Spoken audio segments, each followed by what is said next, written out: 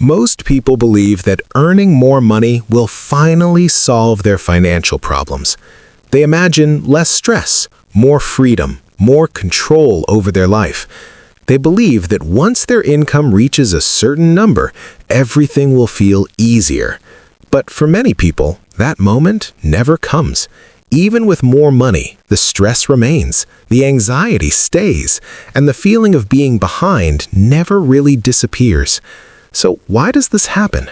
Why do so many people earn more, yet still feel financially trapped? At first, earning more money feels exciting. There's relief, there's optimism, and the belief that things are finally changing. You begin upgrading small parts of your life.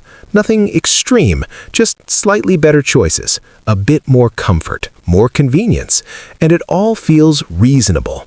After all, you can afford it now. But something subtle begins to happen. Your spending slowly adjusts to your new income. Not all at once, not in a way that feels dangerous, just gradually.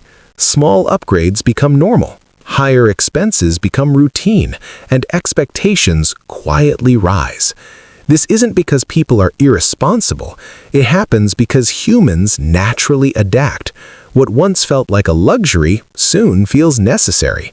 This process is known as lifestyle inflation, and it's one of the biggest reasons higher income doesn't bring financial peace. When income increases, spending often follows, not intentionally, not consciously, but automatically. At this stage, many people don't feel like they're overspending. They feel like they're simply living better. Bills still get paid, life continues. Everything looks fine from the outside, but internally, the pressure slowly returns. Money feels tight again, savings don't grow as expected, and stress quietly creeps back in. This is where confusion begins. People wonder why more money didn't fix anything. They worked harder, they earned more, yet they feel exactly the same, sometimes even worse. The problem isn't income. The problem is that behavior didn't change. Money flows through habits, and if habits stay the same, outcomes stay the same. More money simply moves through a bigger system and disappears just as quietly. Another reason this happens is because spending feels easier. As income rises, friction disappears. Payments feel lighter, decisions feel faster, and purchases feel less emotional. But when spending feels painless, awareness decreases, and without awareness, control fades. Most people don't remember where their money goes, not because they don't care, but because most spending decisions are automatic. They happen quickly, they feel small, and rarely feel dangerous in the moment. This is why financial problems rarely come from one big mistake. They come from hundreds of small ones, small choices, repeated daily, without reflection.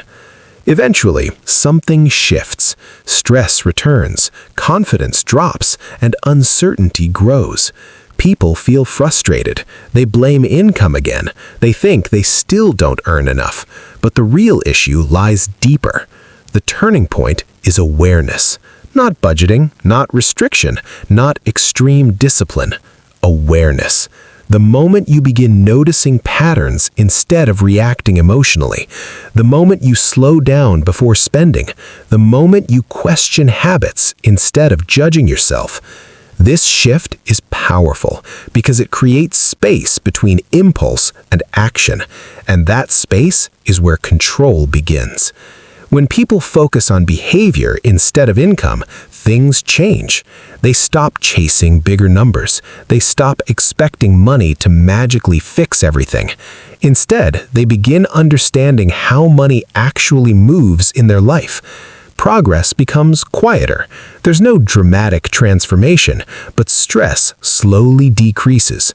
Decisions feel calmer, spending feels intentional, and money becomes more predictable. Over time, confidence grows, not because income explodes, but because behavior aligns with goals. People start trusting themselves again. They no longer feel controlled by money. They feel guided by awareness. This is how real financial stability is built. Not through perfection, not through extreme discipline, but through consistent